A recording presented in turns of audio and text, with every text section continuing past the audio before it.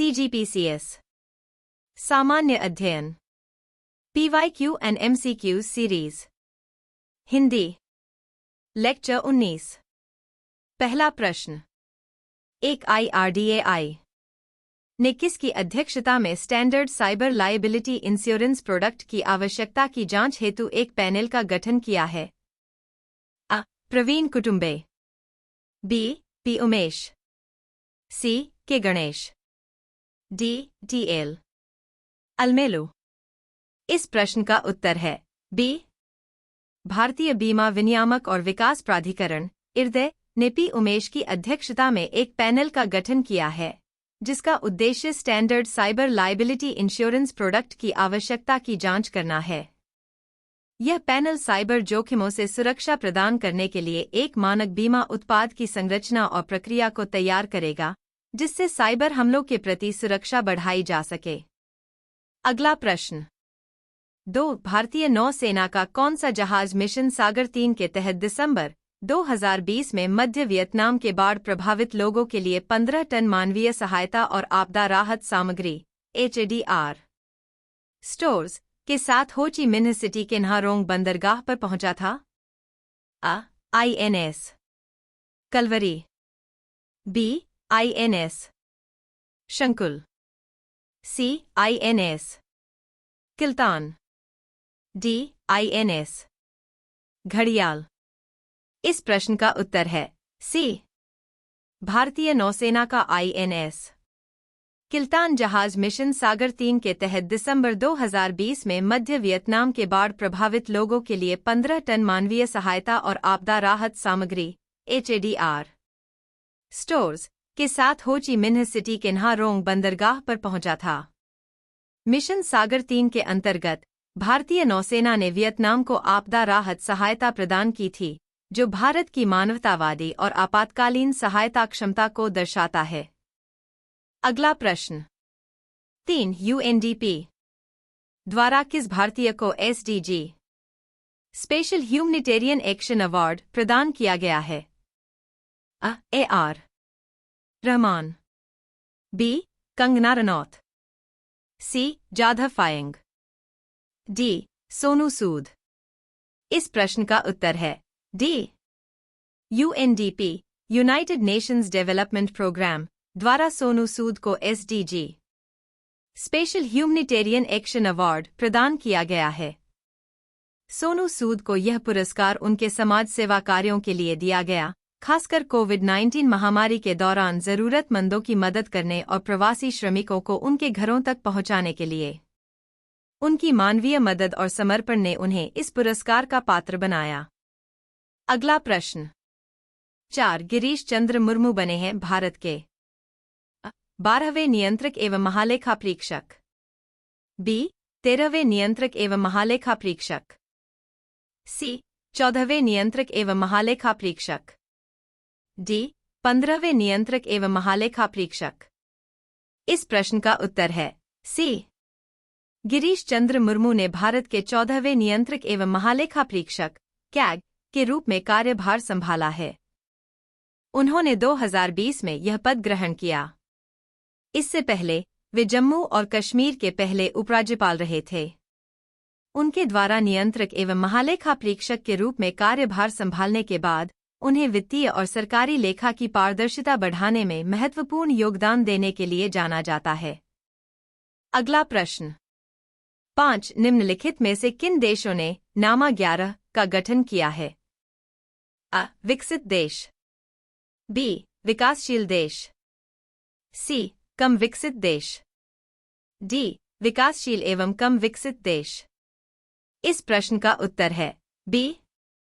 नामा 11 का गठन विकासशील देशों द्वारा किया गया है।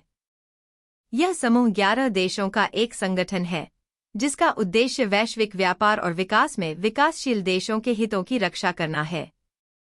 इन देशों ने संयुक्त रूप से वाणिज्यिक नीतियों, वैश्विक आर्थिक सुधारों और अन्य वैश्विक मुद्दों पर सहयोग बढ़ाने का प्रयास किया है। यह समूह विशेष रूप से पर्यावरणीय और आर्थिक न्याय की दिशा में काम करता है।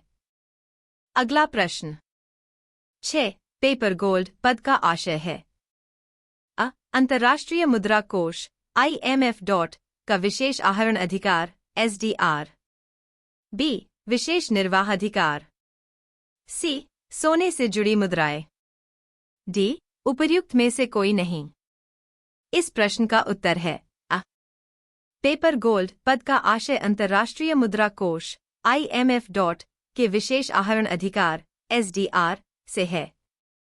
SDR एक अंतर्राष्ट्रीय आरक्षित संपत्ति है जिसे IMF ने 1969 में सदस्य देशों के बीच तरलता सुनिश्चित करने के लिए बनाया था। इसे पेपर गोल्ड कहा जाता है क्योंकि यह सोने के भंडार की तरह कार्य करता है, लेकिन वास्तविक सोने के बजाय इसे कागजी रूप में परिभाषित किया गया है। अगला प्रश्न 7 ग्रीन हाउस प्रभाव में योगदान देने वाले निम्नलिखित का घटता हुआ क्रम क्या होगा? अ COCH CFCS NO। B CHCO CFCS NO। C CO CFCS CH4 NO। D COCH NO CFCS। इस प्रश्न का उत्तर है D। ग्रीन हाउस प्रभाव में योगदान देने वाले गैसों का घटता हुआ क्रम D CO CH NO CFCS है। यह क्रम इस प्रकार है। 1 CO कार्बन डाइऑक्साइड यह सबसे प्रमुख ग्रीन हाउस गैस है और इसका सबसे बड़ा योगदान है। 2 CH मीथेन का प्रभाव कार्बन डाइऑक्साइड की तुलना में अधिक होता है, हालांकि इसका उत्सर्जन कम है। 3 NO नाइट्रस ऑक्साइड यह भी ग्रीन हाउस गैस है, लेकिन इसके प्रभाव में कमी होती है। 4 CFCS क्लोरोफ्लोरोकार्बन्स ये गैसें ओजोन परत को नुकसान पहुंचाती हैं और ग्रीन हाउस प्रभाव में भी योगदान देती हैं, लेकिन इनकी मात्रा कम है। अगला प्रश्न 8 क्षेत्रफल की दृष्टि से निम्नलिखित जीवमंडल संरक्षण क्षेत्रों का घटता हुआ क्रम क्या होगा? अ सुंदरवन, मन्नार की खाड़ी, पचमढ़ी, कंचनजंगा। B मन्नार की खाड़ी, सुंदरबन, पचमढ़ी, कंचनजंगा। C मन्नार की खाड़ी, सुंदरबन, कंचनजंगा, पचमढ़ी। D सुंदरबन, पचमढ़ी, कंचनजंगा, मन्नार की खाड़ी। इस प्रश्न का उत्तर है B। क्षेत्रफल की दृष्टि से जीवमंडल संरक्षण क्षेत्रों का घटता हुआ क्रम C मन्नार की खाड़ी, सुंदरबन, कंचनजंगा, पचमढ़ी है।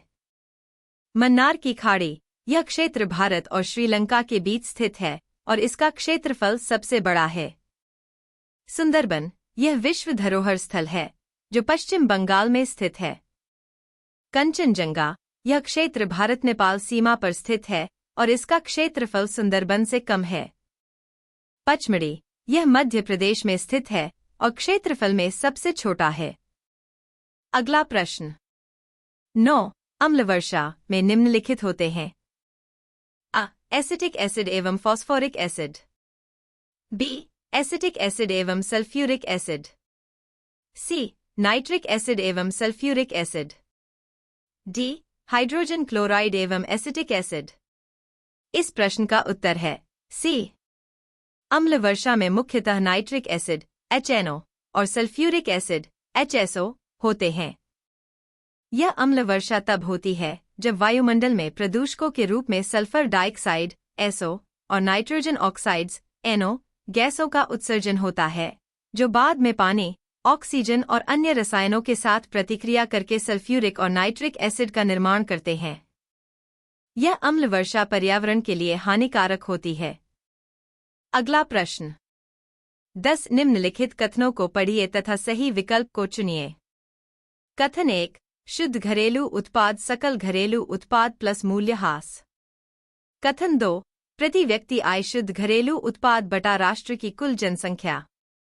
कथन 3 विश्व की अर्थव्यवस्थाओं की तुलना करने हेतु शुद्ध घरेलू उत्पाद सकल घरेलू उत्पाद की अपेक्षा बेहतर मात्रिक है। अ कथन 1 2 एवं 3 सभी सही हैं। B केवल कथन 1 एवं 2 सभी सही हैं। C केवल कथन 2 एवं 3 सभी सही हैं। D उपर्युक्त में से कोई भी सही नहीं है। इस प्रश्न का उत्तर है C।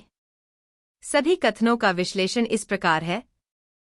1 कथन 1 शुद्ध घरेलू उत्पाद सकल घरेलू उत्पाद प्लस मूल्यह्रास, यह कथन गलत है।